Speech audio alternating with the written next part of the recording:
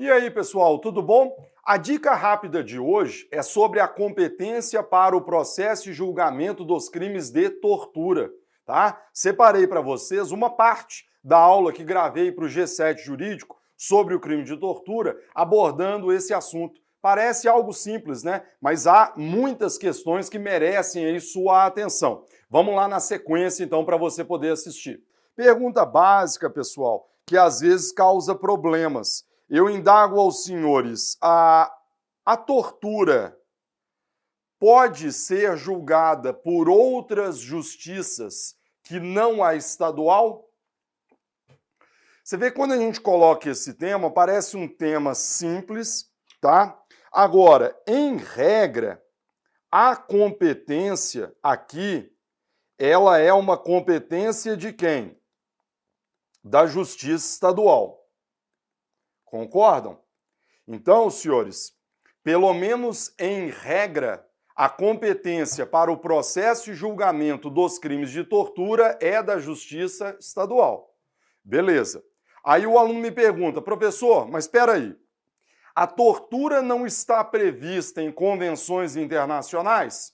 Sim, várias convenções internacionais da ONU de 84, Convenção Interamericana, várias convenções. Poxa, professor, mas eu estou tentando me lembrar aqui, a Constituição não diz que crime previsto em tratado ou convenção internacional deverá ser julgado pela Justiça Federal?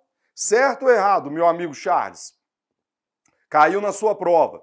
Crimes previstos em tratados ou convenções internacionais deverão ser julgados pela Justiça Federal. Certo ou errado? Errado. E errado por quê? Cuidado. À luz do artigo 109, inciso 5º da Constituição Federal, não basta a previsão em tratado ou convenção internacional. Para que o crime seja julgado pela Justiça Federal, eu também preciso demonstrar o quê? A internacionalidade territorial do resultado relativamente à conduta delituosa. Não por outro motivo que o tráfico internacional de drogas é da competência da Justiça Federal. Então só tome cuidado para não achar que crime de tortura é da federal por estar previsto em tratado ou convenção internacional. Está errado, porque falta, em caso, essa internacionalidade exigida pelo artigo 109, inciso 5º da Constituição. Agora veja, em regra pela Justiça Estadual, beleza. Agora olha como é que o tema é interessante, porque aqui eu posso colocar vários asteriscos nesta regra. Renato, como assim? Vamos lá, primeiro asterisco. Competência por prerrogativa de função. Então aí, ó, já vem a primeira questãozinha interessante. E por quê? Porque você tem que ficar atento, porque a depender da autoridade que praticou essa tortura, o delito poderá ser levado à competência originária de quem? Dos tribunais. E aí vamos imaginar eu, Renato, promotor da Justiça Militar da União, torturando alguém. Imagine você, há um PIC, um procedimento investigatório criminal, há uma suspeita recaindo sobre um soldado, e aí eu, Renato, promotor, resolvo torturá-lo. Veja, o crime foi praticado durante o exercício das funções e guarda relação com o meu exercício funcional. Então, à luz da nova orientação do Supremo, questão de ordem na ação penal 937, tenho que respeitar a competência originária dos tribunais. No meu caso, Charles, quem é que vai me julgar por essa tortura? Tribunal Regional Federal da Terceira Região. Lembre-se, tá, pessoal? Eu sou membro do MPM, ou seja, eu sou membro do Ministério Público da União que atua na primeira instância. E membros do MPU atuantes em primeira instância são julgados pelo respectivo TRF, salvo em relação a crimes eleitorais. Como a minha atuação é no estado de São Paulo, o meu TRF seria o da Terceira Região. Beleza. Primeiro asterisco explicado, mas eu posso colocar um outro asterisco aqui na tela.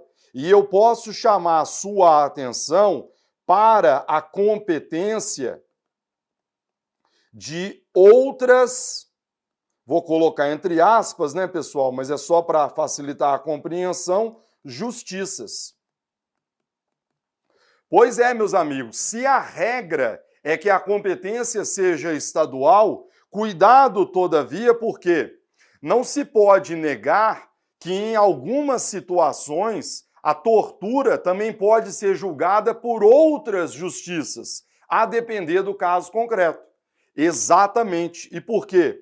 Você pode cogitar da competência da Justiça Federal e você não pode perder de vista também a possibilidade de que crimes de tortura sejam julgados pela Justiça Militar da União ou pela Justiça Militar dos Estados, a depender, logicamente, do militar em questão.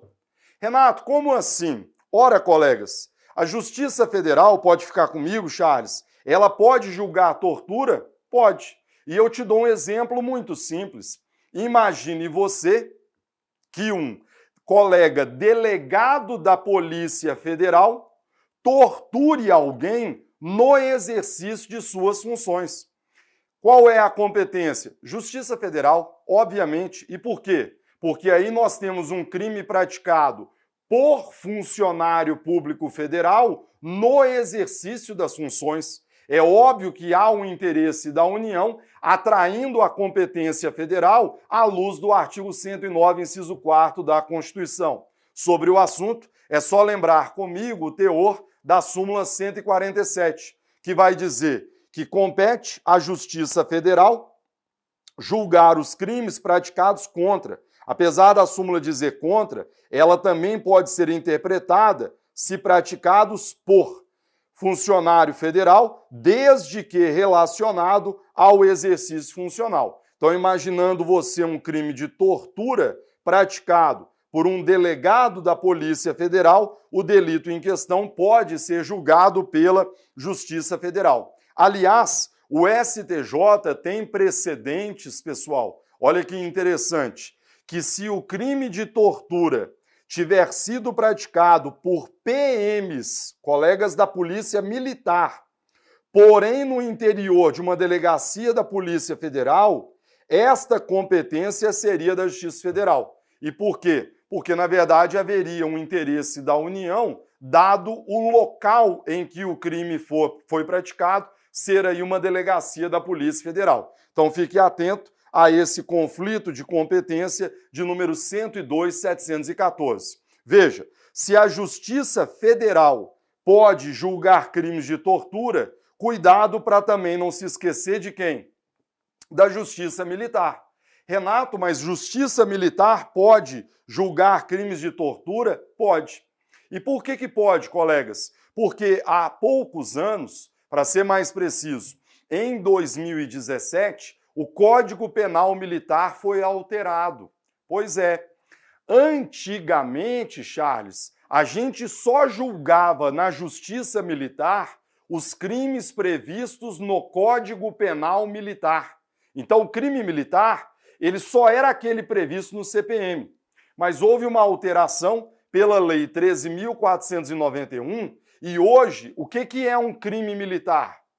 É apenas aquele previsto no Código Penal Militar? Não.